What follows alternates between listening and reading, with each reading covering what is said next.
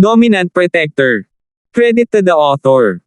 691 hanggang 700. Ang mga pangalan po na nandito ay galing sa mga name generator. Kaya kung meron man pagkakatulad sa mga pangalan ng totoong tao o lugar, ito ay tunay na hindi sinasadya. Wrong place. How is that even possible? Umiling ang matanda at hindi sila pinansin habang patuloy na naghihintay sa elevator. Si Harry ay libre sa horror dahil siya ay nahimatay.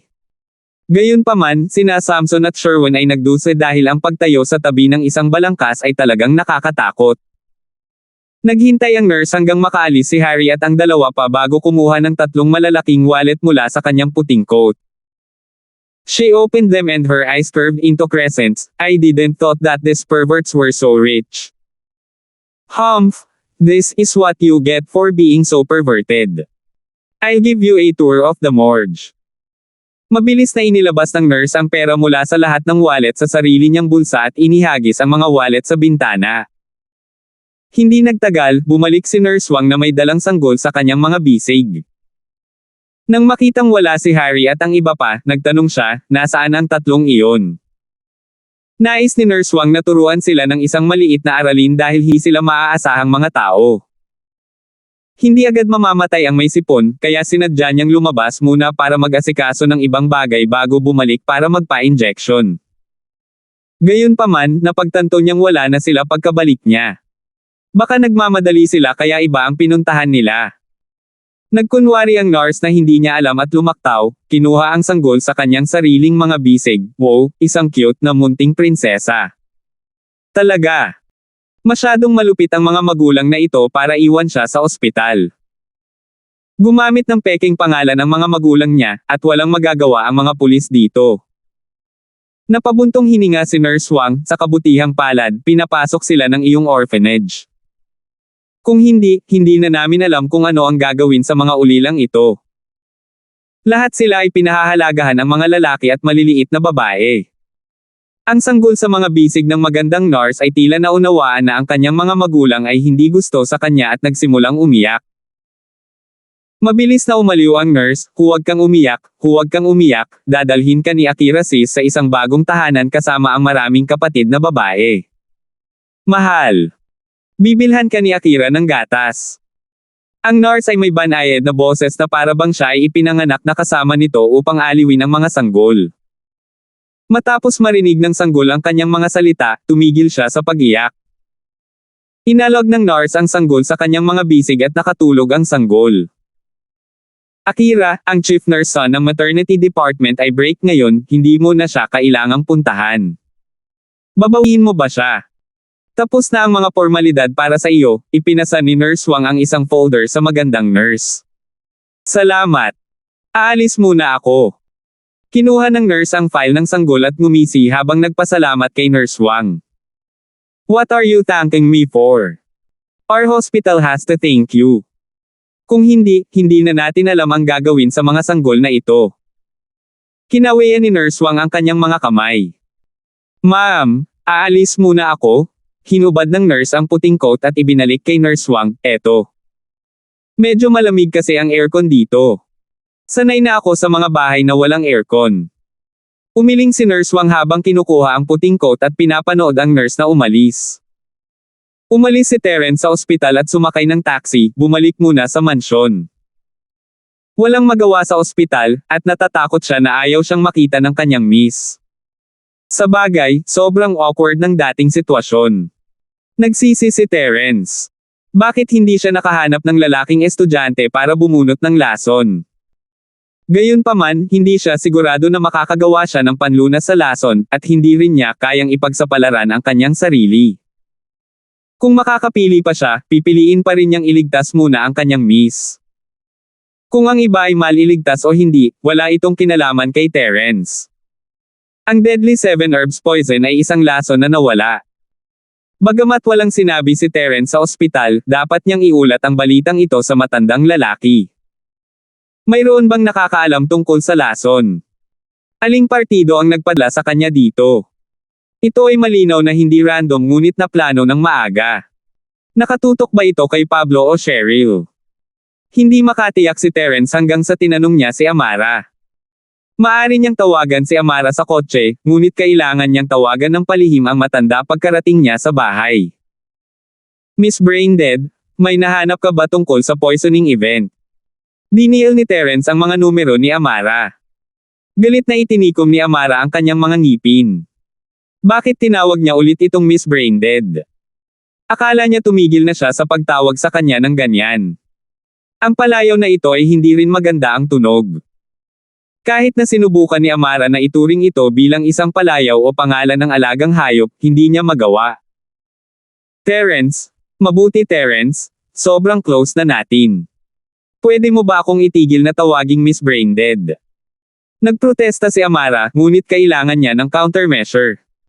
Malinaw na walang silbi ang direktang pagprotesta, ngunit alam ni Amara na ang kahinaan ni Terence ay ang kanyang malambot na puso. Marahil kung siya ay nagtanong ng mabuti, siya ay titigil. Fine. Saka anong tawag ko sa'yo? Little Tigress. Tanong pabalik ni Terence. Ah. You can call me Little Songgirl or Cute Girl, Little Tigress sounds too bad. Natuklasan ni Amara na gusto ni Terence ang kombinasyon ng baby sa ibang bagay. Hindi siya nang ahas na palitan ito ng sobra at nagmungkahi ng dalawang palayaw na maaari niyang tanggapin. Oh, kung gayon ang maliit na bobo, hindi pinansin ni Terence ang mga mungkahi ni Amara. Fine. Kinagat ni Amara ang kanyang mga ngipin. Little Dumbass, at least mas maganda ang pakinggan kesa kay Miss Braindead, di ba? Bagamat magkatulad ang kanilang mga kahulugan, hindi ito parang nakakainsulto. Kailangan niyang gawin ang mga bagay ng hakbang-hakbang. Ang Roma ay hindi itinayo sa isang araw, at naisip ni Amara na sa pamamagitan ng kanyang pagsusumikap, ang kanyang palayaw ay maaaring maging cute na babae, o katulad nito. Si Amara ay naiinis sa sarili niyang mga iniisip. Bakit madali siyang nasiyahan? Inaabangan pa niya ang pagtawag ni Terence sa kanyang cute na babae. Paano siya magkakaroon ng dignidad na mabuhay kung ang palayaw ay ipinakalat sa iba? Gayunpaman, kahit na medyo galit siya, hindi niya ito hinamak. Little Dumbass, may nalaman ka ba tungkol sa poisoning event? Tanong ni Terence. Oo. Sumuko ang sospek. Ayon sa kanyang kasabihan, siya ang nag-udyok kay Leandro na lasunin ang pagkain. Pinaghiwalay niya ang lason sa 7 pinggan na naging sanhi ng pagkalason ng minorya ng mga estudyanteng nakalunok sa lahat ng 7 pinggan, at maayos naman ang ibang mga estudyante. Ginawa ito ni Amara ng detalyado hanggat maaari. Kadalasan, ang ganitong uri ng mga detalye ng kaso ay hindi mabubunyag, ngunit alam ni Amara na si Terence ay may magandang relasyon kay Martin, at natuklasan ng kumpanyang medikal ng Miracle Dr. Larkins ang lason. Kaya naman, kahit na itago niya ito kay Terence, hahanapin pa rin niya. 672. Ang hindi alam ni Amara ay si Terence ang tunay na nakatuklas ng lason. Ang kumpanyang Medical Miracle Dr. Larkins ay ang kinatawan lamang. Leandro. Natagpuan ito ni Terence na hindi inaasahan. Bakit may kinalaman ito kay Leandro? Nawalan ng kidney ang taong ito at lumabas siya para lason ang iba. Oo, pero biktima rin si Leandro. Sa huli, napagpasyahan naming huwag siyang parusahan. Siyempre, hindi ako sumasang-ayon, pero hindi ako makakagawa ng pinal na desisyon. Walang pakialam na sagot ni Amara dahil halatang wala siyang magandang impresyon kay Fabian at sa kanyang anak, pero narinig ko na may nagligtas kay Leandro kamakailan. Naiintindihan ko, sa wakas ay nalaman na ni Terence kung sino ang utak sa likod nito. Hindi ito isang sorpresa. Dapat ay si Irving. Maliban sa nasa likod niya si Uncle Zoo, may isa pang eksperto sa likod niya. Anything else? I help you? Hindi mo ba gagamutin si Miss Brain? I mean, Little Dumbass for a meal. Si Amara ay ginamit upang tawagan ang kanyang sarili na Miss Braindead sa harap ni Terence at muntik niya itong gawin muli. Bakit siya naging mura? Bakit gusto niyang maging Miss Braindead? Nakuha mo ito sa maling paraan, hindi ba? Napagtanto ni Terence na sina Amara at Miss ay dalawang uri ng tao.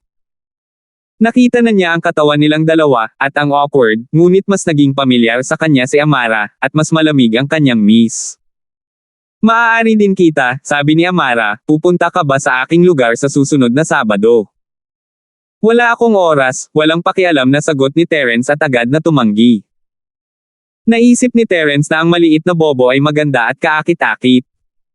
Buti sana kung may nangyari sa kanilang dalawa. Gayunpaman, ang mga kahihinatnan ay hindi maaaring baliwalain. Naiinis na siya ngayon. May oras pa ba siyang gumawa ng iba kung abalahin siya nito sa lahat? Oh, sa susunod na lang, tila nawala ng sigla si Amara dahil mukhang hindi interesado si Terence sa kanya. Nabigo siyang akitin siya. Tama ang hula ni Terence. Itinuring ni Amara si Terence bilang isang taong nagsamantala sa kanya. Nakita na niya ito, kaya dapat siyang humingi ng karagdagang tulong sa kanya. Gusto ni Amara na tulungan siya ni Terence sa lahat ng hindi nalutas na mga kaso na naipon. Ito ay mga bagay tulad ng grupo ng pagnanakaw, mga kriminal na nakamotor, at iba pa. Bagamat medyo matagal nang nandoon ang mga grupong ito, mahirap hulihin silang lahat ng sabay-sabay. Gayunpaman, pinangarap pa rin ni Amara na gawin ito. Ngayong siya ay nasa ilalim ng spotlight, hindi isang panaginip para sa kanya na maging pinuno ng bureau. Gaano na siya katagal sa post? Tingnan mo kung gaano karaming malalaking kaso ang nalutas niya. Malinis ang budi ni Amara. Naisip niya na simula nang nakita ni Terence ang kanyang katawan, mas marami na siya ngayon. Bakit siya mabibigat na hilingin sa kanya na tulungan siyang malutas ang mga kaso? Ibinaba ni Terence ang tawag, at sumakit ang kanyang ulo. May masamang lumabas mula sa pagliligtas kay Amara. Ngayon natutunan niya kung paano guluhin siya ng walang katapusan. Mas matalino siya kaysa dati. Sa sandaling bumalik si Terence sa mansyon, tinawag niya si Old Man. Walang tao sa mansyon, at hindi na kailangang iwasan ni Terence ang sinuman, matanda, may gumagamit ng deadly 7 herbs poison dito. Oh! Natigilan si Old Linford at hindi nagtanong hanggang sa makalipas ang ilang sandali, sigurado ka ba? Oo, sinubukan ko. Sagot ni Terence. Baka nasa labas na naman yung mga yon. Tanong ni matandang Linford na walang katiyakan. Anong mga tao? Tanong ni Terence. Mga tao ng tagong bahay, sagot ni Old Linford. Hidden house. Narinig ko na ang 4 na malaki at 5 maliliit na noble house, pero hindi ko pa narinig ang hidden house. Ano ang ginagawa nila? Haha, ang 4 na malaki at 5 maliliit na marangal na bahay ay mga bastos na bahay na nabuo sa ibang pagkakataon at wala sila kumpara sa tagong bahay. Sabi ni Old Linford, ngunit wala akong masyadong alam tungkol sa nakatagong bahay. Ang iyong Panginoon ay higit na nakakaalam tungkol sa kanila kaysa sa akin dahil siya ay kasali noon. Ayon sa pangakong ginawa mahigit 1 dekada na ang nakalipas, maraming martial arts house ang kailangang manirahan sa hiwalay, o ang kanilang hitsura ay makakasira sa maraming utos na umiiral ngayon. Oh! My master! Nagulat si Terence. Hindi niya akalain na may kaugnayan ang amo niya sa tagong bahay. Sa gitna ng mga nakatagong bahay na iyon, mayroong isang pamilya na nakatuon sa medisina, House York sa Dreamland. Bagamat sila ay bihasa sa mga medikal na kasanayan, sila ay lalo na sanay sa paggamit ng kanilang medikal na kadalubhasaan sa pananakit ng iba. Sila rin ay nagsagawa ng masusing pagsasaliksik sa sining ng Go. Nagpatuloy si Old Linford, ngunit ayon sa pangako, hindi pinahintulutan ni House York ang kanilang mga estudyante na gumala sa bastos na mundo. Maaari lamang silang maglingkod para sa mga marangal at tagong bahay na iyon. Ang ibig mo bang sabihin ay alam nitong bahay York ang mga tambalan sa deadly 7 herbs poison? Kumunat ang noo ni Terence at nagtanong. Marahil, ngunit hindi ako sigurado, sabi ni Old Linford, bantayan mo ito ngunit huwag kang gumawa ng anuman. Sa kasalukuyan mong kakayahan, hindi mo pa maaabot ang antas na iyon. Hindi nila maaaring suwayin ang pangako ng lantaran ng walang takot. Kung hindi, ang iyong Panginoon ang bahala. Naiintindihan ko, mula nang magpaliwanag si Old Linford, hindi na nagtanong si Terence. Bagamat may sapat siyang kakayahan sa paglalakad sa bastos na mundo, hindi niya maigalaw ang napakalaking nakatagong mga bahay na iyon. May iba pa ba? At saka, binigay ko na kay Galten ang gamot na gusto mo. Ngunit ang batang ito ay abala sa pag-aararo ng bukid sa Tagsibol. Kailangan mong maghintay ng ilang oras, sabi ni Old Linford. Hindi nagmamadali. Nagpatuloy si Terence, "Oh, tama, alam mo ba ang tungkol sa One-Yenchen box?" Biglang naalala ni Terence ang One-Yenchen box na binili niya sa auction nang hindi alam ang paggamit nito. Naging abala siya sa iba pang mga bagay pagkatapos ng auction at ganap na itinapon sa likod ng kanyang isip hanggang ngayon. Kahon ng One-Yenchen. Narinig ko na. Ipinakilala ito sa isa sa mga antiquarian aklat sa bahay, pag-iisip ni Old Linford bago nagtanong, "Bakit mo tinatanong?" "Sa tingin ko ay mayroon akong hawak," sabi ni Terence. "Ano?" Nagulat si Old Linford, "You do. Paano mo nakuha? Paano mo nakuha ang isang bagay na lumabas lang sa antiquarian book?" "Binili ko ito sa auction ng nagkataon." Hindi akalain ni Terence na ganoon kalakas ang pagtugon ni Old Linford. Kakaiba ba itong One-Yenchen box? Kaya naman tinanong niya, "Matanda, maganda ba ito?" Paano hindi magiging maganda kung nabanggit sa isang antiquarian book? Tanong pabalik ni Old Linford. Curiosity ni Terence at mabilis siyang nagtanong, "Oh, so what's use of this One-Yenchen box?" "Hindi ko alam ang gamit nito," sabi ni Old Linford. "Ha?" Nanlamig si Terence. Hindi niya akalain na ganoon ang isasagot ni Old Linford. Hindi niya maiwasang magduda, "Hindi mo alam." "Ayoko," diretsong sagot ni Old Linford. 673. Si Terence ay hindi nakaimik, "Kung gayon bakit ka nagulat?" "Akala ko ito ay isang bagay na maganda." "Syempre nagulat ako. Paanong hindi ako kapag may nakuha ka sa antiquarian book?" Umikot ang mata ni Old Linford at sumagot, "At paano magiging masama kung ito ay naitala sa libro? Kahit na ito ay mabuti, ang detalyadong paggamit nito ay hindi nakasulat. Ito ay sinabi lamang na ito ay isang bagay na malapit sa isang nag-iingat na lalagyan, na nagpapahintulot sa mga bagay na inilalagay sa loob na manatiling pareho sa loob ng libu-libong taon. Gayunpaman, hindi iyon ang tanging paggamit nito. Hindi lamang ito naitala." "Well." Terence also rolled his eyes, "You basically said nothing. I'll research it myself." Ibinaba ni Terence ang tawag at hindi alam ang sasabihin. Ang mga salita ng matandang lalaki ay walang halaga at si Terence ay nabalisa.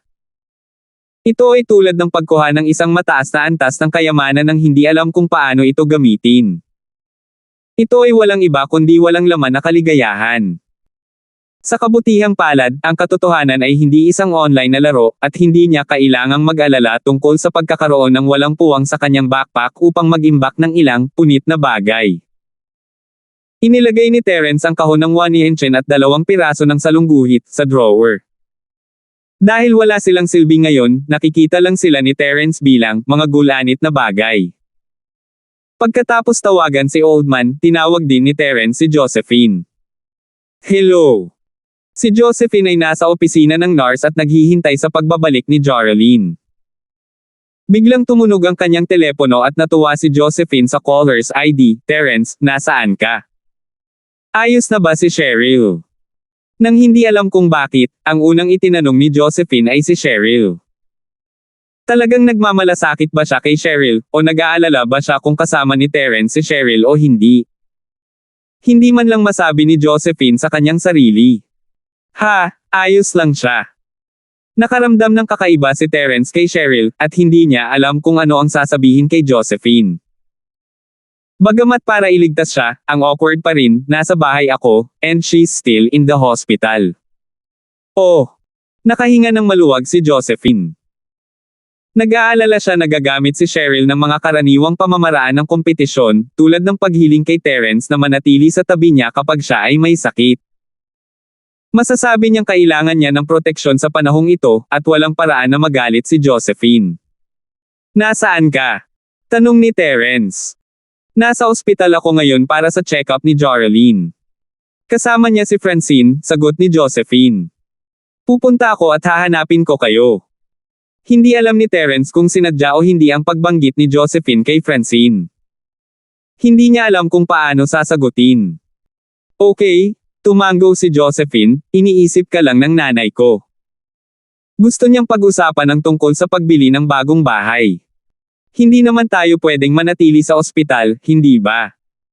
Halos gumaling na ang binti ng tatay ko, at sinabi ng doktor na makakauwi na siya at makapagpahinga.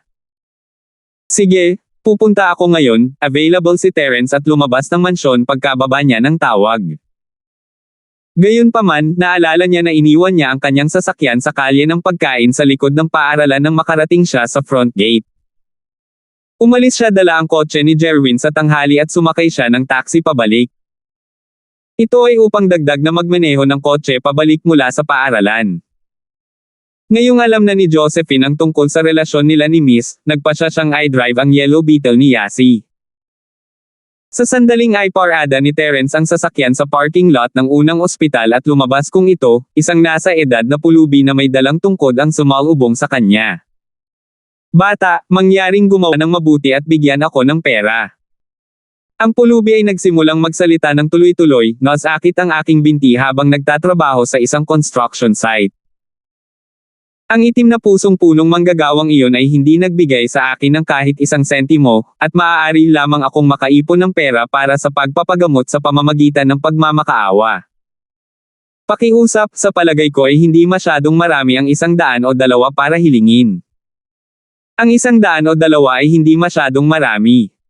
Galit na tumawa si Terence. Wala ka bang ganang kumain?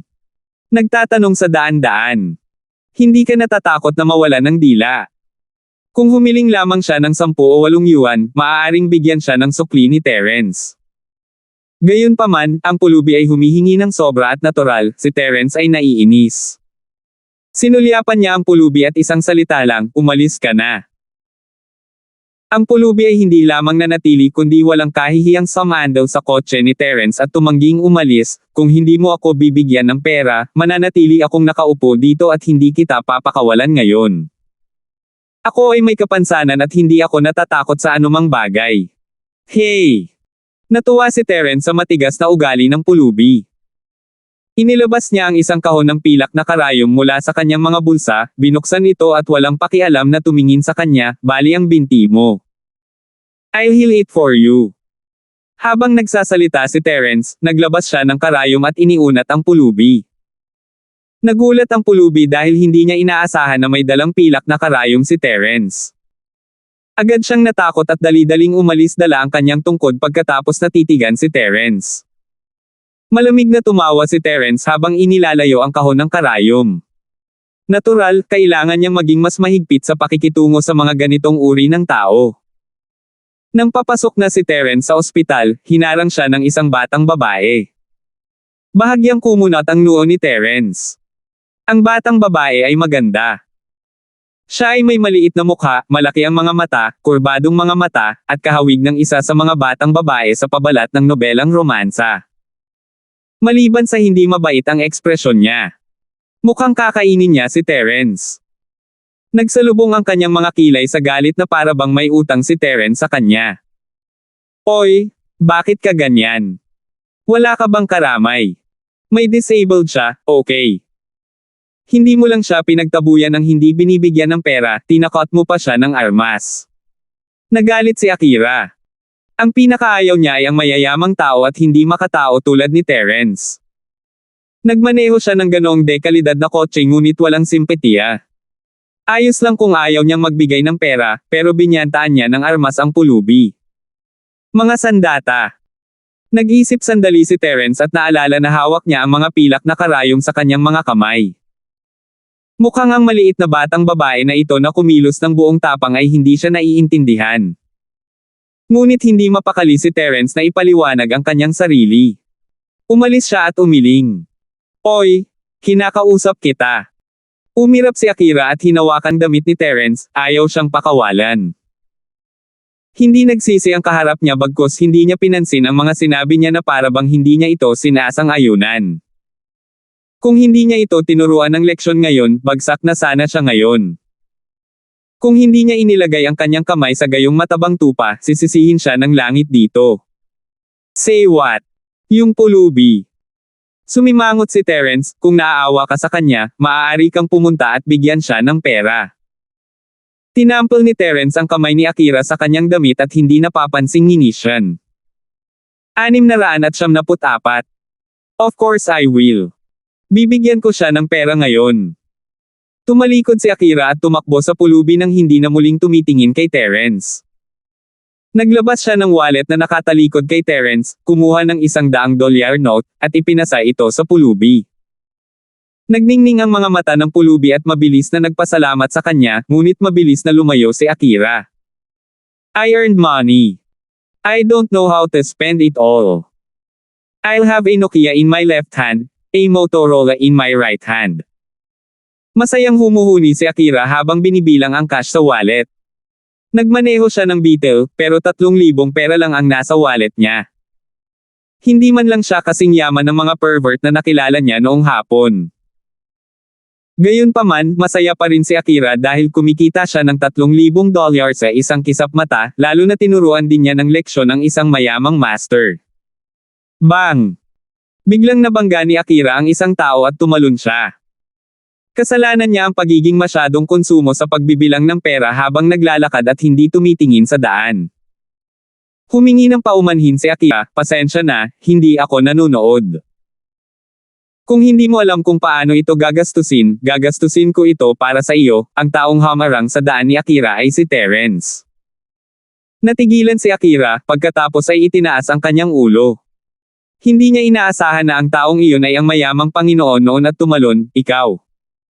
Bakit ka nandito? Hindi ka ba mayaman? Naglabas si Terence ng wallet na may istilong babae at casual na binilang ang mga notes sa loob bago nagsalita ng walang pakialam, higit sa 10,000 yuan. Hindi ba't malaki ang kinita mo ngayon? Walang kamalay-malay na inabot ni Akira ang kanyang bulsa nang makita niya ang pitaka sa mga kamay ni Terence. However, her expressions changed drastically when she felt that it wasn't there. My wallet. Why do you have it? Naku, akala ko gusto mong ipagpalit ang iyong malaking pitaka sa aking maliit. Walang pakialam na sagot ni Terence, hindi ka takatakang binigyan mo ng $100 ang scammer, ito ay dahil marami kang pera para masunog. You. Nonsense. Kailan ako nagbigay ng pera sa scammer? Pinandilatan ni Akira si Terence. Ang pulubi ay isang manloloko, panlilibak ni Terence, hindi bali ang kanyang binti. Ang kanyang binti ay nasa mas mabuting kalagayan pa kaysa sa iyo. Si Terence ay isang dalubhasa sa mga medikal na kasanayan at maaari niyang makilala kung ang pulubi ay talagang may bali o wala. Nang gustong gamutin ni Terence ang binti ng pulubi, hindi siya nanatili bagkos ay tumakas. Ito ay higit pa sa sapat para sabihin sa kanya na may mali. Anong patunay ang mayroon ka? Bahagyang kumunat ang noo ni Akira matapos marinig ang mga salita ni Terence. Hindi siya tanga. She used to commit the crime around this area too and she's seen this pulubi medyo ilang beses na. Gayunpaman, hindi niya naisip ito ng malinaw hanggang ngayon. Mahigit kalahating taon nang namamalamos doon ang pulubing iyon, at ang perang nakuha niya ay higit pa sa sapat na panggamot sa kanyang binti. Bakit siya patuloy na nagmamakaawa? Gayunpaman, ayaw aminin ni Akira ang kanyang pagkakamali. Lalo na sa harap ni Terence. Ang bastos na nagnakaw ng wallet niya. Hindi ako mapakali na makipagtalo sa iyo, dinukot ni Terence ang kanyang wallet mula kay Akira, how dare you come out and steal with this level of skill? Umuwi ka at magsanay ng ilang taon pa bago mawala ang iyong dignidad dito. Babae siya at ayaw ni Terence na mag-aksaya pa ng oras niya. Tungkol naman sa wallet nito, napagdesisyonan niyang kumpiskahin ito para maturuan siya ng leksyon. Ikaw. Huwag kang pumunta. Natarante si Akira. Hindi lang kinuha ni Terence ang lahat ng kanyang kinita ngayon, ininsulto rin niya ang kanyang husay. Hindi niya maaaring hayaang mangyari iyon dahil palaging nakikita ni Akira ang kanyang sarili bilang pinakamahusay na magnanakaw. Hindi lamang ninakaw ni Terence ang kanyang pitaka kundi sinabi rin sa kanya na magsanay ng ilang taon pa sa bahay. Ito ay isang insulto. Natural, hindi siya pinansin ni Terence. Paano siya mag-aaksaya ng oras sa babaeng magnanakaw na ito kung kailangan niyang pumunta sa ospital? Hamanin kita. Bilang ika-46 na disipulo ng sekta ng Feiyan, paano pakakawala ni Akira si Terence? Walang paraan na matitiis ni Akira ang taong ito na iniinsulto ang mga disipulo ni Feiyan sect. 18 taong gulang siya at puno ng sigla ng kabataan. Ayaw niyang aminin ang pagkatalo niya. Challenge. Challenge what? Sinulyapan ni Terence si Akira at naisip na ang babaeng ito ay baliw. Bilang isang magnanakaw, hindi niya naisip na tumakas bagkus ay hinamon niya ito matapos siyang malantad. Kung bumangga siya sa pulis, nasa kulungan na siya. Ang arte ng pagnanakaw, syempre. Nilabas ni Akira ang kanyang dibdib at tinitigan ang kanyang pitaka sa mga kamay ni Terence. Kung gusto mong ikumpara ang laki ng dibdib, maaari kong isaalang-alang iyon. Ngunit pagnanakaw. Paumanhin, hindi interesado, tumingin si Terence sa dibdib ni Akira nang may pagnanasa. Sila ay malaki at natigil. Tila mas nabuo ang kanyang mga kalamnan dahil sa palakasan. Ikaw, nababaliw na si Akira. She debuted for so long and she never had been robbed by the person she target to rob. Ngayon ang unang pagkakataon. Sa parehong oras, siya ay galit at pakiramdam na siya ay napahiya ng husto. Siya ay isang disipulo ng sektang Feiyan. Ang sekta ng Feiyan ay kilalang sekta para sa sining ng pagnanakaw. Paano siya matatalo sa iba? Dagdag pa, hindi inisip ni Akira na hindi siya ganoon kahusay, ngunit masyado siyang nasasabik at naubos sa pagbibilang ng pera ng mabangga niya si Terence, na nagpapahintulot sa kanya na samantalahin upang nakawin ang kanyang pitaka. Sa katunayan, noong ninakaw niya ang wallet ni Terence, kinuha na niya ang wallet niya nang hindi niya napapansin. Hindi siya pinansin ni Terence at tumalikod na para umalis. Naisip ni Terence na may mali sa ulo ng babaeng ito. Paano siya naging isang magnanakaw na may ganitong antas ng psikolohikal na pagpaparaya, hinahamon ng iba ng napakadali. Galit na itinikom ni Akira ang kanyang mga ngipin, ngunit wala siyang magawa. Ito ang unang pagkakataon na nakatagpo si Akira ng ganito at hindi alam kung ano ang gagawin. Habang pinapanood niya si Terence na umalis, sumunod siya nang hindi alam ang daan. Kahit na ayaw tanggapin ni Terence ang kanyang hamon, kailangan niyang ibalik ang kanyang pitaka. Ito ang pinakamaraming kinita niya ngayong buwan, paano niya ito mapapabayaan? Hindi inakala ni Terence na susundan siya ni Akira. Nilibang siya nito. Kasabay nito, hindi niya akalain na si Akira ay angkop na maging isang tulisan. Napakawalang kwenta niya para maging isang magnanakaw. Kung pupunta siya sa istasyon ng pulis, susunod din ba siya noon? Sinundan ni Akira si Terence dahil tiwala siya sa Qinggang. Ang sekta ng Feiyan ay kilala sa Qinggang at kahit na hindi siya masyadong sanay sa pakikipaglaban, siya ay isang mabilis na mananakbo. Sa kanyang pananaw, madali niyang mabuntot si Terence. Gusto niyang makahanap ng angkop na pagkakataon para pagnakawan ang parehong mga wallet kay Terence. Gayunpaman, natigilan si Akira sa sulok ng kalye. Nawala si Terence. Saan siya nagpunta? Kakaibang tumingin si Akira sa bakanteng kalye. Iyon ay ang likurang bahagi ng ospital at bihirang dumaan ang mga tao dito, kaya imposibleng mawala si Terence sa karamihan. Walang laman ang kalye. Nakuha ni Akira ang kumpletong tanawin ng kalye. 675. Hinahanap mo ba ako? Ang boses ni Terence ay nanggaling sa likod ni Akira. Napatalon at nanginginig si Akira. Nagsitayuan ang mga balahibo niya sa likod. Paano lumitaw ang taong ito sa likuran niya nang walang tunog? Ikaw paano ka nakarating doon? Lumingon si Akira at maingat na tinitigan si Terence. Isa bang multo ang taong ito? Tinatanong mo kung tao ba ako o hindi? Tanong ni Terence sa kanya. Ako. Ikaw. Pinandilatan ni Akira si Terence nang hindi alam kung ano ang sasabihin. Gusto mong sundan ang isang taong may ganitong antas ng kasanayan. Umuwi ka na at magpahinga. Delikado ang mundong ito, at hindi ka pani-paniwalang nabuhay ang isang tulad mo hanggang ngayon, malungkot na tiningnan ni Terence si Akira. Siya ay isang medyo matuwid na tao. Hindi ka makapaniwala. Galit na tiningnan ni Akira si Terence, oy, pareho ka ba ng propesyon? Naisip ni Akira na marahil si Terence ay isang katulad niya. Kung hindi, paano siya naging sanay sa sining ng pagnanakaw? Paano siya nagawang lumitaw at mawala ng hindi mahuhulaan? Hey! Kung magsasanay ka pa ng ilang taon, marahil ay maaari kang maging katulad ko, tumawa si Terence. Kung kasing galing mo ang iniisip mo, tanggapin mo ang hamon ko. Tinangka siya ni Akira, "Oy, natatakot ka bang matalo ka kaya hindi mo tatanggapin ang hamon ko? Kung sasabihin mo, nagkibit balikat si Terence, huwag kang sumunod sa akin. Hindi ka makakasabay. Ako." Walang magawa si Akira. Ano ang maaari niyang gawin laban sa isang taong hindi natitinag sa pamamagitan ng puwersa o panghihikayat? She clenched her teeth and she was unwilling to give up. "Then can you give me back my wallet?" "Oh, sure." Walang kwenta sa akin, walang pag-aalinlangan na sang-ayon ni Terence. Lubhang natuwa si Akira, at nang magpasalamat na sana siya, nakita niya ang malaking wallet nito na lumilipad patungo sa kanya at agad niya itong nasalo. Gayunpaman, nagulat siya sa nakitang nasa harapan niya. Walang laman ang wallet niya. Ang 10,000 dolyar na wala lahat ng walang isang sentimo sa likod. "Oy, nasaan ang pera ko?" Pakiramdam ni Akira ay parang nalinlang siya. "Sabi mo wallet mo ang gusto mong ibalik, hindi pera mo." Tumawa si Terence at mabilis na naglakad palayo, "Tandaan mo ang sinabi ko. Bumalik ka at magsanay ng ilang taon pa bago lumabas, baka mamaya mahuli ka." "Mahirap akong intindihin kung sobrang mahabagin ka, bakit mo ninakaw ang wallet ko nang pinagalitan mo ako?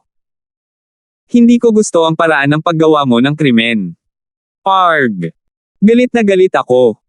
Galit na inihakbang ni Akira ang kanyang mga paa. Gusto niyang sipain si Terence ng magkapira-piraso habang pinagmamasdan si Terence na umalis, mamatay. "Magaling ka ba? Sinong nagsabi sa'yo na kaya mo akong ipahiya? Gagawin kitang..." Ang pa ako. Natapakan ni Akira ang isang maliit na bato at halos mabali ang talampakan ng kanyang paa. Lumiko si Terence sa kanto at bumalik sa ospital. Nagmamakaawa pa rin doon ang pulubi at umiwas sa mga mata ni Terence nang makita siya. Gayunpaman, ayaw din ni Terence na gumawa ng anuman sa pulubi dahil wala siyang masyadong gagawin sa kanya. Nakita ni Terence si Josephine sa opisina ng nurse sa itaas. Kakabalik lang nina Joralyn at Francine mula sa kanyang check-up. Nang makita ni Francine si Terence na pumasok, bahagya siyang namula. May gusto siyang sabihin, ngunit nagpigil dahil naroon si Josephine. Sa kabaligtaran, nagkusa si Terence na batiin si Francine, "Zinksen, okay na ba si Joralyn ngayon?" Nakita ni Terence na mas masigla si Joralyn. Ang kanyang karamdaman ay dulot ng mga sikreto sa kanyang puso. Ngayong gama na ang kanyang puso, hindi na ganoon kalubha ang problema. "It's all right now." Sinabi ng doktor na hindi na kailangang bumalik kung hindi siya magkasakit muli, umiling si Francine. "Paumanhin sa abala sa iyo," tumango si Terence, "nakita ko si Lolo Larkins ngayon, ngunit nagmamadali ako. Bibisita ako sa ibang araw." "Okay." Tumango si Francine. Sasabihin na sana niya na magluluto siya para kay Terence, ngunit dahil nandoon si Josephine. Ayaw niyang magkamali siya ng pagkakaintindi. Sandaling nag-alinlangan si Francine bago nagmungkahi, "Josephine, gusto mo bang sumama? Ipagluluto ko kayo. Hindi ako pupunta. Medyo abala ako. Wala na ang bahay ko, at hindi ko pa alam kung ano ang gagawin." Nahihiya si Josephine na pumunta. Parang hindi siya naniniwala kay Terence. Mukha bang napakaliit ng isip niya. Nagsalita si Josephine, "Pero masyado kitang pinuproblema kay Joralyn at sa tatay ko, dapat ginagamot kita. Kapag may naisip ako tungkol sa bago kong bahay, gagawa ba ako ng barbecue para sa iyo?" "Okay." Nakangiting sumang-ayon si Francine. Habang nag-uusap sila, may tumawag kay Francine sa pintuan at nauna siyang magtrabaho. Pumunta sina Terence at Josephine sa wardroom ni Josiah. Maagang umalis sina Jacob at Joralyn kasama si Willa. Alam nila na gusto ng pamilya ni Josephine na kausapin si Terence tungkol sa kanilang bahay, at hindi nararapat na makilahok sila. "Tito Tang, kumusta ang pakiramdam mo?" Nakita ni Terence na nakakalakad na si Josiah sa tulong ng isang tungkod. Medyo mabilis siyang nakabawi. "Not bad.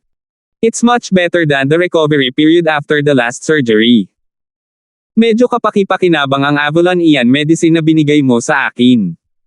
Pati ang mga doktor dito at nabigla.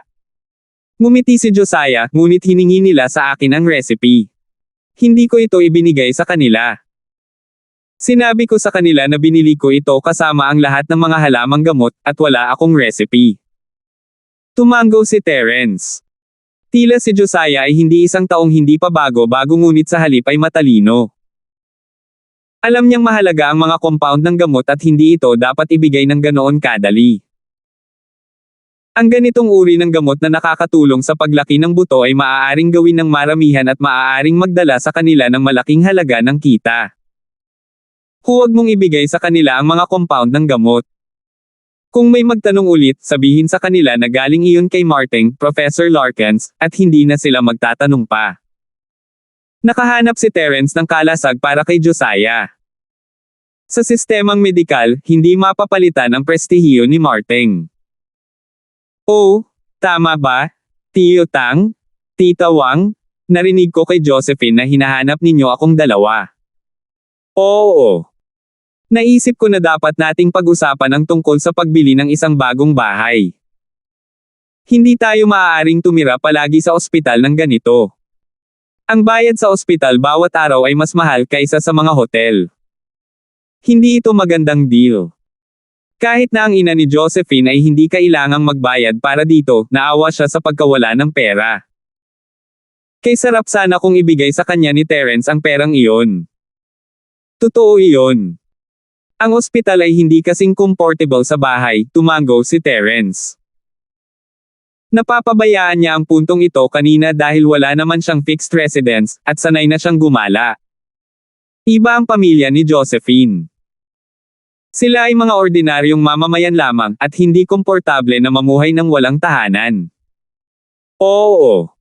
Ngayong nakakalakad na ako, gusto kong humanap ng gagawin. Sawang-sawa na akong nakahiga sa kama palagi. Sumang-ayon si Josiah, ngunit kailangan ko ng isang lugar upang manirahan bago makahanap ng trabaho. Hindi ako maaaring manirahan sa ospital habang naghahanap ng trabaho. 676. Anong nangyayari sa mga demolishment sa slums? May nangyari ba? Binabantayan ni Terence ang mga galaw ni Master Bing, ngunit narinig lang niya na sinimulan ni Master Bing ang muling pagtatayo ng kanyang mga skyscraper sa Irving. Nakakita siya ng isang napakahusay na kumpanya ng konstruksyon at tila ang balangkas ay nakumpleto na. Siyempre, bagamat giniba ni Terence ang kanyang bahay at nabali ang kanyang paa, kailangan niyang ipagpatuloy ang pagpapatakbo ng kanyang negosyo sa pamamagitan ng patuloy na paggiba sa mga slum. Gayunpaman, hindi alam ni Terence kung natutunan ni Master Bing ang kanyang leksyon o hindi. Sinabi nila na ipapatawag nila ang lahat para sa usapin ng kabayaran. Pagkatapos ng nangyari, malamang na magtataas sila ng presyo pagkatapos ng nangyari noong nakaraan, ngunit hindi ito masyadong mataas. Bumantong hininga ang ina ni Josephine, na wala ang ating tahanan, at mababayaran tayo hanggat maaari. Ayokong isipin iyon. Pero ngayon, dapat ba muna tayong magrente ng bahay o bumili ng bago? Hindi nagawang makialam ni Terence sa kanilang mga kasunduan sa kompensasyon. Hindi niya mahanap si Irving at pinagbantaan siyang bayaran ng ina ni Josephine, hindi ba? Giniba niya ang mga skyscraper ni Master Bing. Nasa pagitan pa nila iyon. Kung alam ni Irving ang iniisip ni Terence. Dumura siya ng dugo sa galit. Ang isang skyscraper para sa isang sirang bahay ay pantay. Kalokohan yan. Dapat kang bumili ng isa. Hindi ka maaaring umupa ng bahay magpakailanman, naisip ni Terence na ang pagbili ng bahay ay maiiwasan ang ilang mga alalahanin. Bumili ka ng bahay. Sumakit ang puso ng ina ni Josephine sa naisip. Naisip ni na Josiah at Josephine na dapat silang bumili ng isa. Sa $500,000 na ibinigay sa kanila ni Terence at ilang ipon mula noon, mayroon silang higit sa sapat na pambili ng malaking bahay. Gayunpaman, ayaw ng nanay ni Josephine na gastusin ito ng sabay-sabay ng walang ipon. Sa wakas ay naramdaman niyang mayaman siya, at mawawala ang ilusyon kung gagastusin niya ang pera. Masasabi ni Terence kung ano ang iniisip ng ina ni Josephine mula sa kanyang ekspresyon. Tumawa siya ng mahina, Tita Wang, may kilala akong kaibigan na dating nagtatrabaho sa mga property development, kaya dapat marami siyang developer na kilala. Tatawagan ko siya at i-check kung may mga special price properties. Great! That's great! Can you ask me as soon as possible? Ang mura sa kanyang pagkatao na nakabaon ng malalim sa kanyang mga buto ay hindi nagbago. Agad siyang natuwa nang sabihin ni Terence na makakahanap siya ng special price property para sa kanya. Sa katunayan, sana ay sumang-ayon siya kina Josiah at Josephine na bumili ng bagong bahay sa alinmang paraan, ngunit kung makakatipid siya ng pera sa pamamagitan ng mga koneksyon ni Terence, bakit hindi? Natuwa ang ina ni Josephine na napag-usapan niya ito kay Terence nang hindi kaagad bumili ng bahay na parang tulala. Malaki ang mawawala sa kanya. Tinawag ni Terence si Fatty Boy. Tuwang-tuwa si Fatty Boy dahil sa tagumpay ng news conference. Naisip niya na hindi na niya kailangan pang i-promote ang kanilang produkto. Sa mga ulat ng media, imposibleng hindi sumikat ang kumpanyang medikal ng Miracle Dr. Larkins.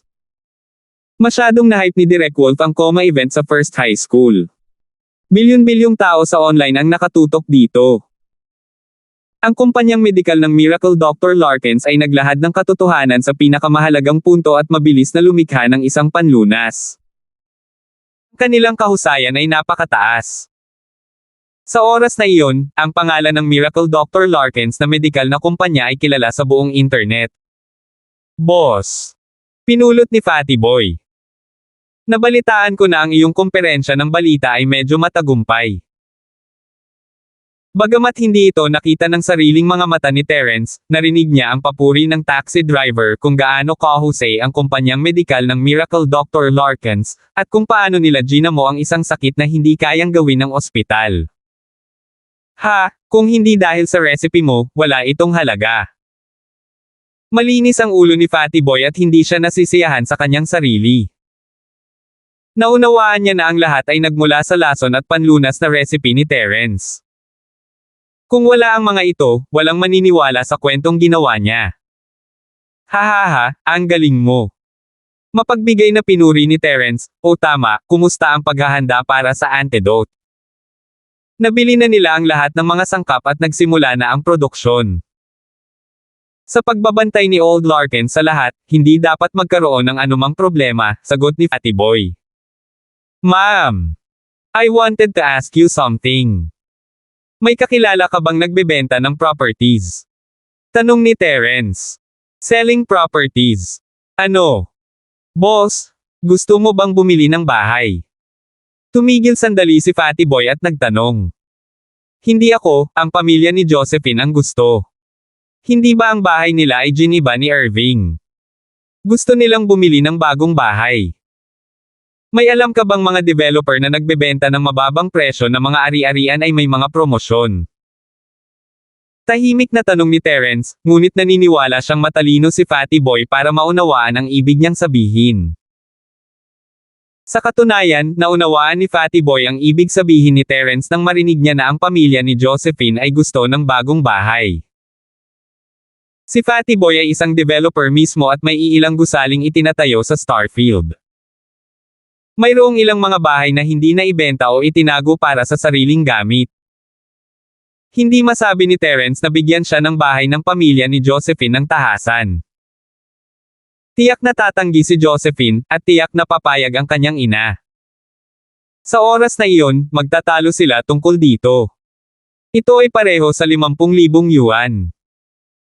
Gusto ni Josephine na ibalik ito kay Terence, ngunit mahigpit itong hinawakan ng kanyang ina sa kanyang mga kamay. Kaya, nag-isip ng plano si Terence. Hiniling niya kay Fatty Boy na magbenta ng ari-arian sa ina ni Josephine sa mababang presyo.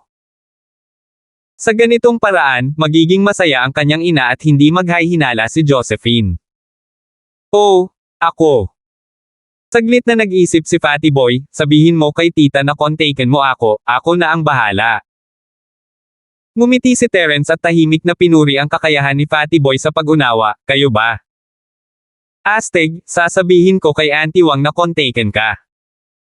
Ang ina ni Josephine ay nag-aalalang pinanood si Terence at ang kanyang mga mata ay nagningning nang sabihin ni Terence na oo. Halos tumawa siya ng malakas dahil gusto niyang makatipid hanggat maaari, he does. Tita Wang, sabi ng kaibigan ko, may nakapromote. Maaari mo siyang kontaken ng personal. Ngumiti si Terence. Oh, magaling. Pupunta ako at titingin bukas.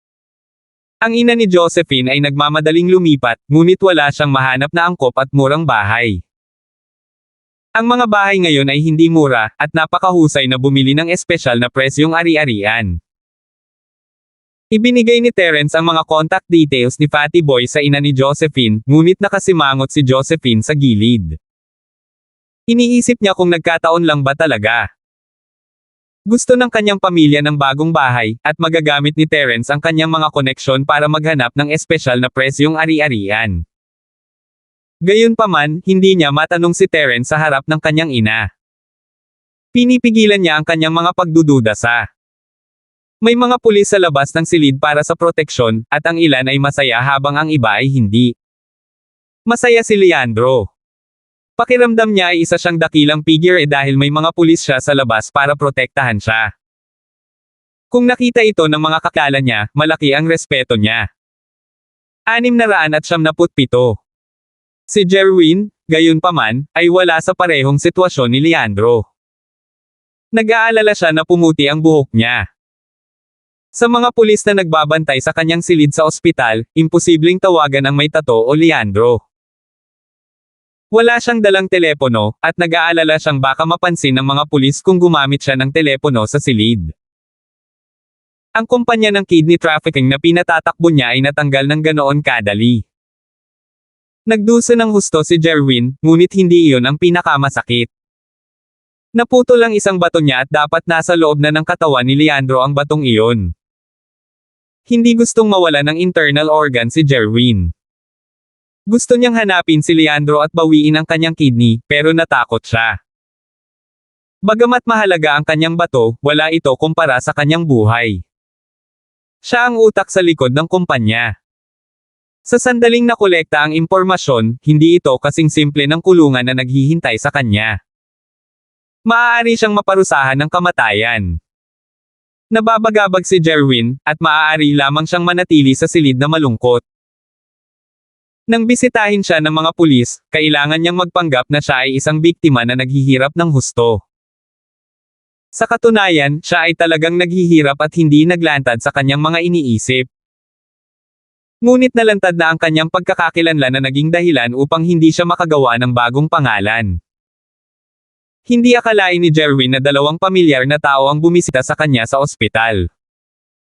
Hindi akalain ni Julian Cote na tatawagin siya ni Amara.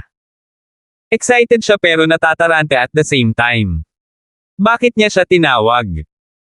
Hindi inakala ni Amara na si Jerwin ay nasa listahan ng mga biktima na iniulat ni Wayne.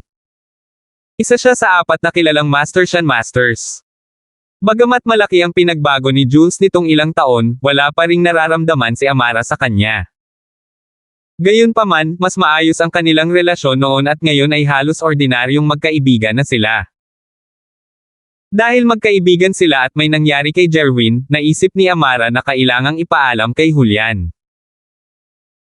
Hindi mahalaga kung gaano niya kinasusuklaman si Jerwin, naisip niya na siya mismo ang dapat bumisita dito dahil si Jerwin ay isa sa mga mahahalagang tao sa lungsod. Tinawagan ni Amara si Julian para bisitahin si Jerwin sa ospital, at natuwa si Julian na pinalabas siya ni Amara mag-isa. Nagulat si Julian na ang kidney ni Jerwin ay kinuha ng isang kumpanya ng kidney trafficking. Lalo na't maayos pa siya noong magkasabay silang nagiinuman. Gayunpaman, na-hospital siya ngayon kaya naawa si Julian sa kanya. Nanatiling malamig si Amara kay Julian habang nasa daan. Cool siya at walang ekspresyon sa mukha. Gustuhin mang magsalita ni Julian, hindi niya alam kung saan magsisimula. Sinubukan niyang magsimula ng isang pag-uusap ngunit hindi siya pinansin ni Amara, at mapait lang siyang ngumiti. Parang wala siyang chance. Namatay ang puso ni Julian, at pakiramdam niya ay wala na siyang pagkakataon pagkatapos ng sinabi ni Amara. Nakalusot na ako sa mid-stage ng Golden Class, and I am now in the late stage. What about you? Sa sanling ito, nagpasalamat si Amara kay Terence. Kung hindi dahil sa kanya, hindi niya malalaman kung paano ito masisira. Ako. Ano pa ang magagawa ni Julian maliban sa tumawa ng mapait? Kakapasok lang niya sa initial stage ng Golden Class. Not to mention the mid-stage, wala pa siya sa peak ng initial stage. Kung ikukumpara sa huling yugto ni Amara sa Golden Class, ito ay kasing iba ng langit at lupa. Julian, sana ay harapin mo ang iyong sarili ng husto. Masyadong malaki ang pagkakaiba natin. Hindi tayo bagay, alam ni Amara kung ano ang iniisip ni Julian, ngunit hindi niya akalain na si Julian ay nananatili pa rin sa kanyang nararamdaman sa loob ng maraming taon. Hindi angkop. Napabuntong hininga si Julian. Hindi man lang siya binigyan ni Amara ng pagkakataon. Bakit, sa tingin mo kaya mo akong manalo? Umangat ang ulo ni Amara at tinitigan si Julian ng hindi kumukurap, sinabi ko na sayo noon pa, ayoko ng mga lalaking mas mahina sa akin. Kailan ka pa nagpakita ng matigas mong tagiliran sa harapan ko? Never. Napakalambot mo at nagtatanong kung may oras ako. Binibigyan kita ng pagkakataon, pero ano ang ginawa mo para sa akin? Kung talagang kaya mo, paano ka nalang magpakita sa akin? Tough up. Napabuntong hininga ulit si Julian, paano ako? Ikaw ay nasa huling yugto ng gininto ang klase, ngunit ako ay nasa unang yugto pa lamang. Paano ako magiging mas malakas? Palilipad mo ako ng may sipa. Umiling si Amara nang makitang nanatiling tahimik si Julian. Kahit na si Julian ay talagang mas mahina kaysa sa kanya, wala siyang iniisip na maging mas malakas. Natatakot pa nga siyang isipin iyon. Hindi matanggap ni Amara ang ganitong uri ng personalidad. Kahit na gawin niya, ang Hwasong ay mamamatay sa kahihiyan. Sa mga hindi nakakaalam, akalain nilang pinakasalan siya nito at nakatira sa pamilya nito. Kung si Terence, matagal na siyang sumabog. Gayunpaman. Kung si Terence, maglalakas loob ba siyang magtanong ng tulad ng, kaya mo bang manalo laban sa akin? Hindi talaga. Malamang na ibabalik ni Terence sa kanya ang kanyang misbranded nickname. Nadamay si Amara na mali. Tulad ng idioma, ang paghahambing ay kasuklam-suklam. Siya ay sa halip ay isang matigas na tao. Paano nawala ang lahat ng kanyang katigasan sa harap ni Terence? Kalimutan mo na. Kailangan niya itong tulungan siyang malutas ang mga kasong iyon. Tahimik na inaliw ni Amara ang sarili. Labis na nalungkot si Jerwin nang makita niyang lumitaw sina Amara at Julian sa kanyang silid. Mukhang hindi nagsinungaling sa kanya ang mga pulis sa labas ng kwarto niya. Talagang natapos ang kanyang kumpanya sa pagtrapik sa bato. Kung hindi, imposible para kay Amara na tumayo dito nang walang gasgas. Ngunit sa kabutihang palad, hindi alam ni Amara na siya ang utak sa likod ng kumpanya. Kung hindi, hindi siya nakahiga sa hospital bed ngayon. Jerwin, anong nangyari sa'yo? Paano ka nadala sa ganito? Naisip ni Julian na ito ay medyo hindi maisip. Paano pumili ang kumpanya ng kidney trafficking ng isang master na nagmaneho ng isang sports car tulad ng Jerwin? Hindi ba sila natatakot sa mga kahihinatnan? I don't know. Kagabi after dinner, I wasn't in a good mood.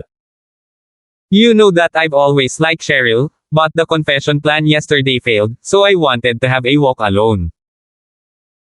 Pero habang naglalakad ako, nakatulog ako sa tabi ng kalye, at hindi ko alam kung anong nangyari pagkagising ko. Ang sinabi ni Jerwin ay half real and half fake. Hindi siya nag-aalala na tatanungin ito ni Amara dahil mapapatunayan ni Julian na natapos nga ang party kagabi sa masamang termino. 698. Oh! Nakiramay si Julian kay Jerwin. Nabigo ang kanyang relasyon, at ang kanyang bato ay inalis sa kanya. Nai-imagine niya kung gaano ito kasakit. Lumingon si Julian at tinanong si Amara, nahuli mo na ba ang suspect? Ang codename ng mastermind ay ang Totodman, ngunit ang surgeon ay nagpakamatay para makatakas sa mga parusa. Walang pakialam na sagot ni Amara, hindi ko alam kung ano ang profit chain na nakatago sa likod ng sindikatong ito ng krimen. Ang pulisya ay nag-iimbestiga pa tungkol dito. Ang sinabi ni Amara ay makikita sa pamamagitan ng mga opisyal na channel, ngunit si Jerwin ay hindi nakatanggap ng anumang impormasyon sa silid ng ospital at hindi alam kung ano ang nangyayari sa labas ng silid. Nang marinig na inaresto ang may tato at nagpakamatay ang surgeon, naging malabo ang kanyang paningin. Ang kanyang kidney trafficking company. Anong gagawin niya kung namatay ang surgeon? Umaasa siyang may transplant ng surgeon ang kanyang kidney pabalik. Ngayon siya ay ganap na tapos na para sa. Nahanap man niya si Leandro, wala siyang mahanap na magpapapalit ng kidney para sa kanya. Aling regular na ospital ang gagawa nito? Hindi siya makausap ng pulis o magtatanong sila, paano mo malalaman na sa iyo ang kidney ni Leandro? Nakita ni Julian ang hindi natural na mga ekspresyon ni Jerwin at naisip na naalala niya ang sakit at mabilis na umalma, Jerwin bro, mangyaring tanggapin ang katotohanan. Sa kabutihang palad ay kulang ka lang ng bato nang hindi nagbabanta sa iyong buhay. May iisipin kami at bibigyan ka ng transplant. Ngumiti lang ng mapait si Jerwin pabalik. Hindi lang siya nawala ng kidney. Alam niya kung nasaan ito, ngunit hindi niya ito maibalik. Not to mention his kidney trafficking company. Iyon ang lahat ng pinag-uukulan niya. Matapos bumalik si Jerwin sa Starfield mula sa ibang bansa, maliban sa paghabol kay Cheryl, gusto rin niyang bumuo ng sarili niyang negosyo. Sa katunayan, ang kanyang negosyo ay naging mas maunlad sa bawat araw na lumilipes, at siya ay nalampasan ang pagganap ng kanyang kapatid. Siya rin ay pinuri ng House Ann at Firewolf sect. Naging ambisyoso si Jerwin, ngunit isang balde ng malamig na tubig ang ibinuhos sa kanyang ulo, sinira ang kanyang magandang panaginip. Jerwin, makatitiyak ka, bibigyan ka ng hustisya ng mga pulis. Naparusahan na ang sospek ayon sa batas, at umaasa kaming maghaharap ka bilang saksi sa korte. Dumating si Amara sa ngalan ng pulis. Bagamat hindi niya nagustuhan si Jerwin, kailangan niyang dumaan sa mga pamamaraan dahil si Jerwin ang biktima. Okay. Dumudugo ang puso ni Jerwin. Hinihiling sa kanya na maging saksi para sa pag-akusa sa kanyang sariling kumpanya ng trafficking sa bato. Nangyari na ba ito sa mundong ito? Ngunit masakit na tumango si Jerwin dahil natatakot siyang maghinala si Amara, pupunta ako. Jerwin bro, tatawagan ko si Yasi at tingnan kung kasama pa niya si Cheryl. I'll ask them to come and visit you too. Naawa si Julian kay Jerwin at naisip niya na baka mas magaan ang pakiramdam niya kung bibisitahin siya ni Cheryl. Agad na natuwa si Jerwin at naisip, gaya ng inaasahan kay Julian. Bilang isa sa 4 na Panginoon ng Starfield, tama ang pakikitungo niya sa akin. Kawawa naman talaga si Cheryl sa estado ko ngayon di ba? Kung nagising ang pagiging ina ng dalaga, baka may pagkakataon pa ako. Bagamat tila malamig si Cheryl, mabait siya sa puso at alam ito ni Jerwin.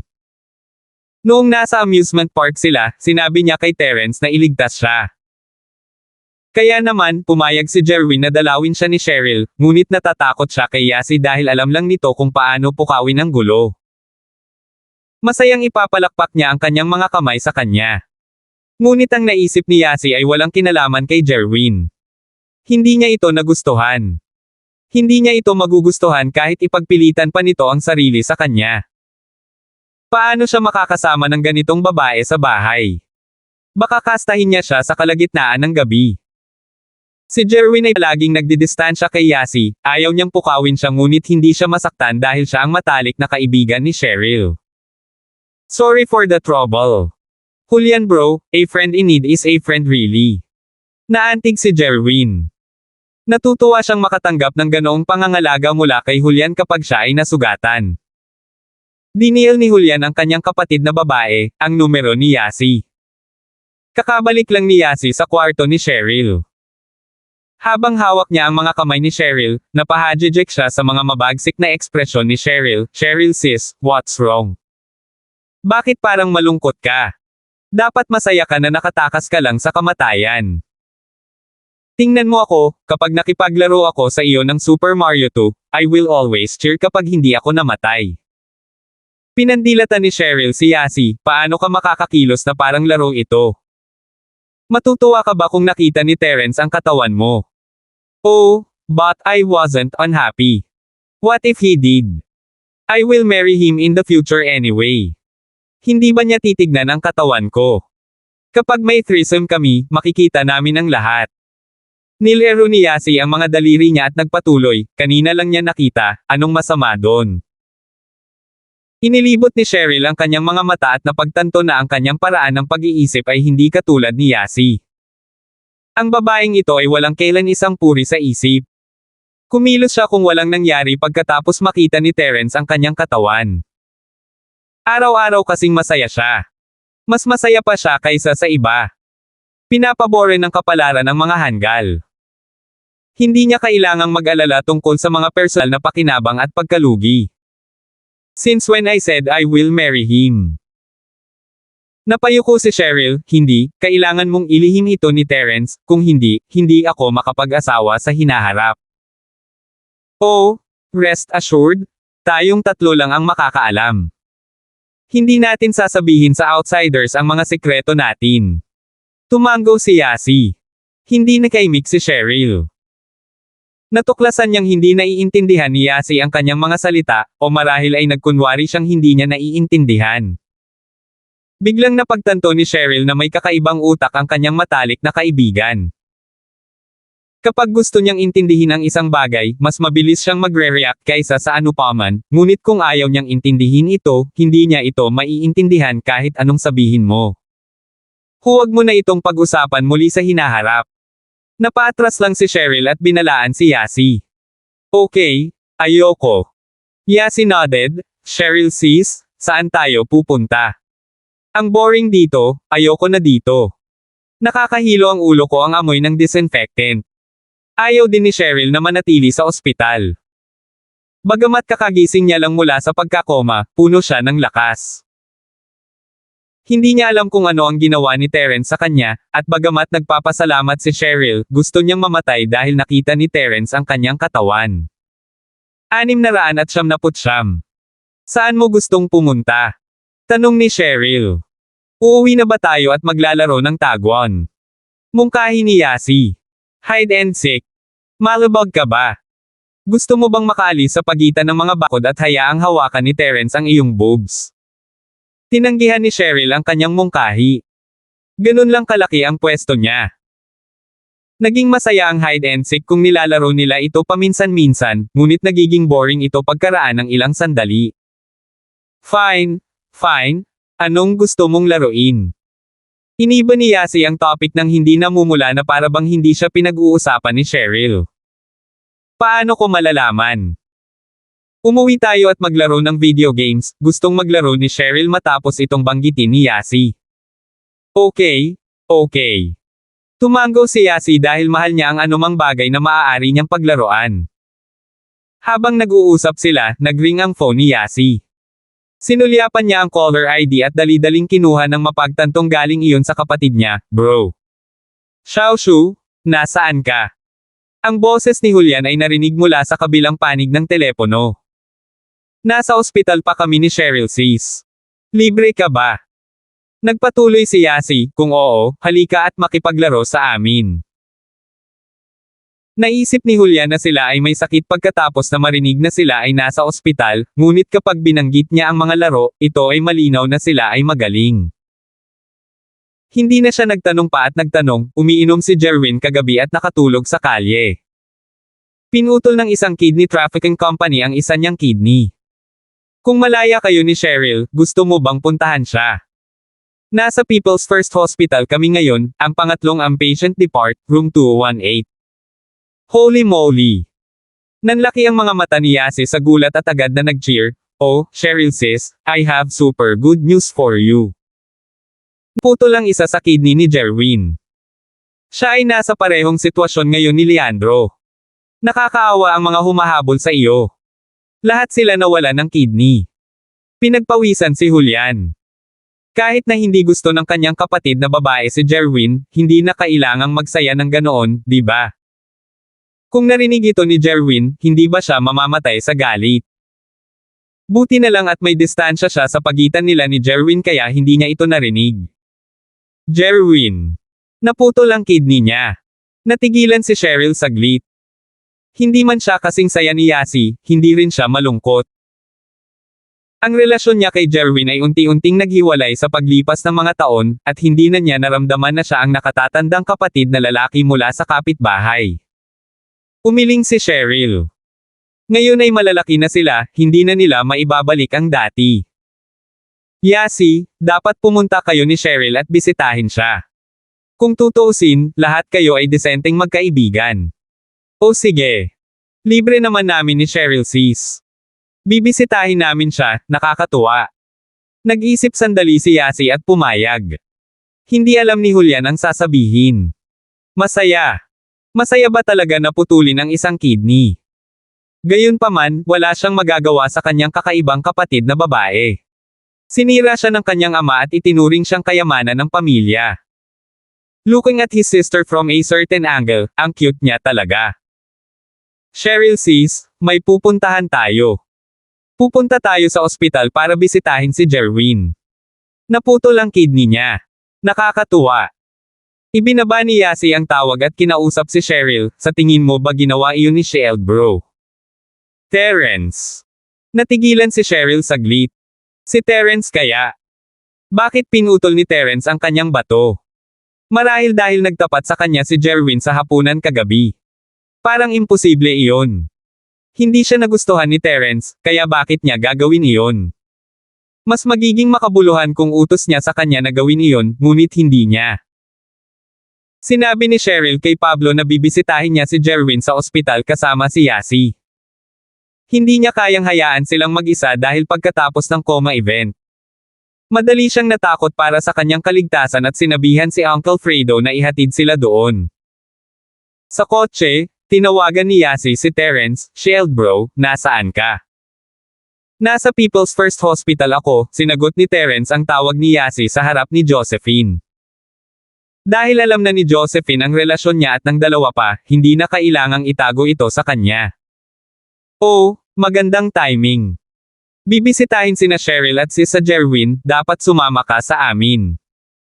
Natuwa si Yasi nang marinig na naroon din si Terence. Banibisita si Jerwin. Hindi nag-react si Terence ng isang segundo, ngunit naalala niyang naputol ang kidney ng lalaki. Hindi ba binigay ang kidney niya kay Leandro noon? Paano ito magkatugma? Oo, naputol ang kidney niya, masayang wika ni Yasi, halika at maging bodyguard namin. Paano kung magalit si Jerwin at matalo kami ni Cheryl sis? Hindi nakaimik si Terence. Naputol ang isa sa kidney ni Jerwin. Paano siya magiging malakas para talunin sila? Ngunit kilalang kilala ni Terence ang personalidad ni Yasi, okay. Tawagan mo ako kapag dumating na kayo. Okay, malapit na tayo. Hintayin mo kami sa harap ng third patient department. Sagot ni Yasi. Matapos ibaba ni Yasi ang tawag, ngumiti si Terence nang makita niya si Josephine na nakatingin sa kanya, darating sina Cheryl at Yasi at sinabihan akong bisitahin ang isang pasyente sa kanila. O sige mauna ka na. Dapat maayos na ang lahat dito. Orihinal na naisip ni Josephine na makakasama niya si Terence sa pamimili. Umiinit na ang panahon, at gusto niyang bumili ng isang pares ng maong shorts. Gusto rin niyang pumunta sa mga night market ngayon, ngunit halatang hindi available ngayon si Terence. Ha, kung may iba pa, sasama ako mamaya. Nakita ni Terence na si Josephine ay nag-aalangan na magsalita. Mukhang may gusto itong sabihin sa kanya. Okay, tingnan natin kung may oras. Natuwa si Josephine. Si Terence ay nagpaalam sa mga magulang ni Josephine at umalis patungo sa ikatlong walang pasensya na departamento. Pagdating pa lang niya ay nakita niya ang Bentley ni Uncle Fredo na nakaparada sa harapan. Magkahawak kamay na bumaba ng kotse sina Cheryl at Yasi.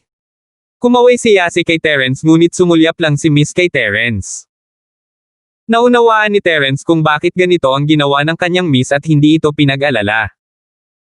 Ngumiti siya, bakit wala kayong dalang regalo kung may banibisita kayong pasyente? Nako, dapat talaga nating ipagdiwang ito.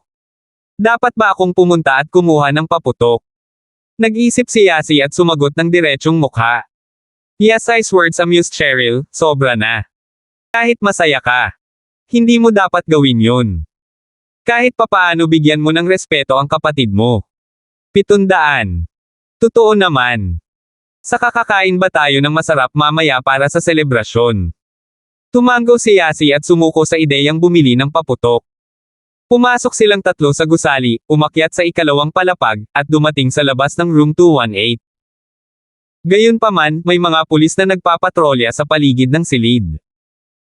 Nang makita nilang papasok na silang tatlo sa kwarto ay agad na may hamarang sa kanila, pwede bang magtanong kung sino ang hinahanap mo? Dumating si Julian kasama si Amara at natural na pinapasok sila ng nagpapatrulyang pulis nang hindi nagtatanong. Bagamat mukhang hindi nakakapinsala sina Terence, Cheryl, at Yasi, hindi nila dapat ibaba ang kanilang pagbabantay. Nandito kami para bisitahin si Jerwin, sagot ni Terence. Hindi niya inaasahan na si Jerwin ay mapoprotektahan ng mga pulis. Isa si Jerwin sa mga biktima sa ilalim ng ating proteksyon. Maari ko bang makuha ang inyong mga pangalan? Dapat kong ipaalam at tanungin ang ating pinuno. Tanong ng pulis na nagbabantay sa pinto. Sino ang pinuno mo? Si Amara. O si Wayne? Hindi inisip ni Terence na napakahirap na bisitahin si Jerwin. Ikaw. Kilala mo si Team Leader Song at Team Leader Lane. Natigilan saglit ang pulis, nasa loob ang Team Leader Song. Please wait a moment, I'll notify her. Nang marinig ng mga pulis na hindi lang kilala ni Terence ang kanilang middle team leader, si Wayne, kundi pati na rin ang kanilang team leader, si Amara, hindi sila nang ahas na pabayaan sila at agad na pumasok sa loob. Leader Song, may tao sa pintuan na gustong bisitahin si Jerwin, at kilala ka niya. Ang ulat ng pulis. Kilala mo ako. Natigilan si Amara saglit, pupunta ako at titingnan. Pagkalabas ni Amara, nakita niya sina Terence, Cheryl, at Yasi na nakatayo doon. Gayunpaman, nakita niyang kakaiba na si Terence ay bumisita kay Jerwin. Kilala ba siya ni Terence? Terence. Sinulyapan ni Amara si Terence na may hindi natural na mga ekspresyon, marahil dahil nasa tabi niya sina Cheryl at Yasi. Gayunpaman, mabilis na bumalik sa normal si Amara. Ano ang kinatatakutan niya? Hindi sila ang mga kasintahan ni Terence at paano ang alinman sa kanilang mga alalahanin kung ano ang relasyon niya kay Terence. Bakit nasa ilalim ng proteksyon si Jerwin? Tanong ni Terence. Siya ay biktima ng kumpanya ng kidney trafficking. Kailangan natin siyang maging saksi, sabi ni Amara, kilala mo ba siya? Ako, pero hindi ako pamilyar. Nagkibit balikat si Terence at naisip na nakakatawa ito. Hinihiling kay Jerwin na akusahan ang sarili niyang kumpanya ng kidney trafficking. Bagamat si Jerwin ang utak sa likod ng kaso, malamang na naburan niya ang lahat ng ebidensya, kaya hindi na nag-abala si Terence na sabihin ito kay Amara. Tumango si Amara. Sinundan niya si Terence sa silid na parang batang nabuli. Hindi siya nang ahas na maglakad na mas mabilis kaysa kay Terence. Walang ibang nakapansin sa detalyeng ito. Hindi napansin ni na Cheryl at Yasi at hindi ito inisip ni Julian dahil hindi siya naniniwalang mabubuli si Amara. Yasi, Cheryl. Terence, nandito ka. Parang hindi natural si Julian nang sabihin niya ang pangalan ni Terence. Malalim niyang iginalang si Terence at tinawag siyang pinuno. Pakiramdam niya ay hindi niya nirerespeto si Terence sa paggamit ng kanyang pangalan. Nakita ni Yasi ang kanyang kapatid at pagkatapos ay nakita si Amara na nakatayo sa likuran niya, at agad na bumaba ang kanyang mukha. Hindi niya maintindihan kung bakit napakasimple ng pag-iisip ng kapatid niya. Malinaw na hindi siya gusto ni Amara, ngunit patuloy niya itong hinabol. Nakakahiya kaya? Si Amara ay isang tusong fox at sinaktan ang kanyang kapatid. Dapat niyang turuan siya ng leksyon. Ma'am! Biglang nagningning ang mga mata ni Yasi nang may naisip siya. Natuwa si Jerwin sa pagdating ni Cheryl at automatikong hindi niya pinansin si Yasi, na nakatayo sa tabi niya. Gayunpaman, natigilan siya nang makita niya si Terence, na nakatayo sa likod ni Yasi. Alam ni Terence na siya ang utak ng kumpanya ng kidney trafficking. Puputulin na sana niya ang kidney ni Terence sa umaga, ngunit sa halip ay naging siya ito. Talagang kinasusuklaman siya ni Terence. Marahil si Terence ang nagligtas kay Amara. Habang iniisip ito ni Jerwin, lalo siyang kinasusuklaman si Terence. Natatakot siya na ilantad ni Terence ang kanyang sikreto kay Amara, at naiirite siya na sinira ni Terence ang kanyang pagsusumikap. Gayunpaman, kung hindi niya nahuli sina Terence at Amara, hindi sana nawasak ang kanyang kumpanya ng ganoon kaga. Pinag-isipan itong mabuti ni Jerwin at nakahinga ng maluwag. Paano kung sinabi ni Terence kay Amara ang tungkol dito? Wala siyang ebidensya. Ang may tato ay tiyak na hahawak at hindi siya ibebenta. Ang tanging taong nakakaalam ng kanyang tunay na pagkakakilanlan ay si Dr. Wang, at pinatay niya ang kanyang sarili. Sino pa ba ang makapagpapatunay na siya ang may pukana nito? Kung tumanggi siyang aminin, walang magagawa si Amara sa kanya. Ang mga tao mula sa House An ay hindi madaling mabuli. Walang gagawin si Amara sa kanya nang walang anumang patunay. Lalong gumaan ang pakiramdam ni Jerwin sa pag-iisip at kumilos ng mas mapagkunwari, Terence bro, nandito ka rin. Buti na lang naaalala mo ako sa oras na ganito. Kapag gumaling na ako, gagamutin kita.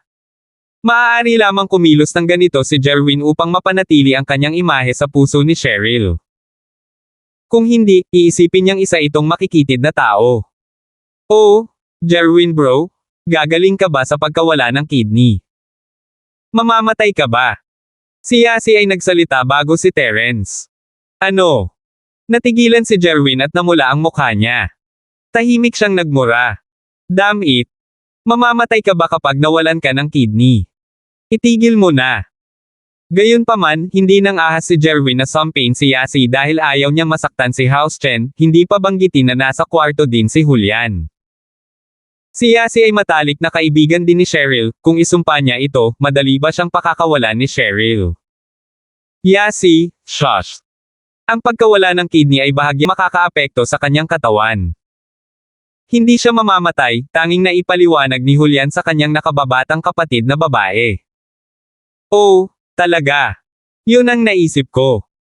Tumango si Yasi, nabalitaan ko na kapag nawala ng kidney ang isang lalaki, hindi na siya ganap na lalaki. Jerwin bro, sira na ang pangarap mo kay Cheryl sis. At tiyak na hindi ka makakatrism. Ha! Pulang-pula at lila ang mukha ni Jerwin. Hindi niya akalain na masama pala si Yasi para banggitin kung ano ang pinakamasakit sa kanya. Hindi siya dapat dumating. Dumating ba siya para mawala ang reputasyon niya sa harap ni Cheryl? Yasi, tigilan mo nga yung kalokohan mo. Kahit lalaki siya, hindi ko kasama. Napakunot ang noo ni Cheryl habang iniisip na lumampas ang tubig ni Yasi na parang makakasama niya si Jerwin. Gayunpaman, mukhang may diskriminasyon si Cheryl. Kasing lamig ng yelo ang puso ni Jerwin.